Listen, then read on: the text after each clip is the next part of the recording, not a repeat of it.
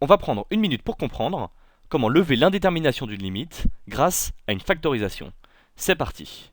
Le cours nous dit qu'un polynôme a la même limite que son terme de plus haut degré, que ce soit en plus l'infini ou en moins l'infini, alors même qu'on avait une forme indéterminée plus l'infini moins l'infini. Ainsi, un trinôme comme celui-ci a instantanément la même limite que x2, à savoir plus l'infini quand x tend vers plus l'infini. On peut appliquer cette règle pour les fonctions rationnelles, forme indéterminée plus l'infini sur plus l'infini. On a instantanément sa limite, qui est égale à la limite du quotient des termes de plus haut degré, soit x2 sur x3. En simplifiant, ça nous donne 1 sur x, qui tend vers 0 en plus l'infini. Ce théorème nous permet de faire l'économie de cette course de démonstration, qui consiste à factoriser le terme de plus haut degré et constater qu'au sein de la parenthèse, on a 1 plus ou moins 0, plus ou moins 0, et donc en fait on a une fois le terme de plus haut degré. On retrouve bien notre théorème. Et on va voir qu'on peut utiliser cette même technique avec d'autres fonctions que les fonctions puissance de x.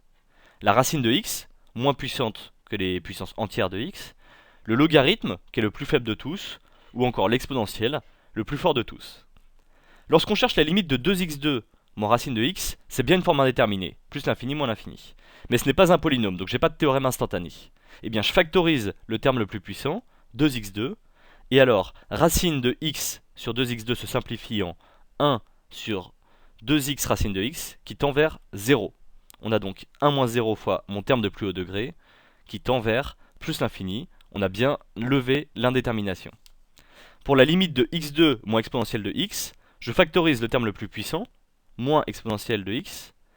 x2 sur exponentielle de x tend vers 0, par théorème, et il nous reste une fois la limite de moins e de x en l'infini, qui vaut moins l'infini. Avec un quotient, on retrouve la même logique que pour une fonction rationnelle. J'applique ma technique au numérateur et au dénominateur, où moins racine de x est le plus puissant d'après mon tableau, et comme mes quotients du plus faible sur le plus puissant tendent vers 0, je me ramène à la limite du quotient des deux termes les plus puissants, donc moins e de x et moins racine de x, qui, par théorème, tendent vers plus l'infini en l'infini.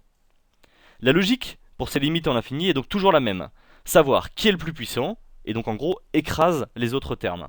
On va donc factoriser le plus puissant, identifié grâce au tableau, et la parenthèse se réduit alors à 1, plus ou moins 0, plus ou moins 0, et donc on a une fois la limite de mon terme le plus puissant.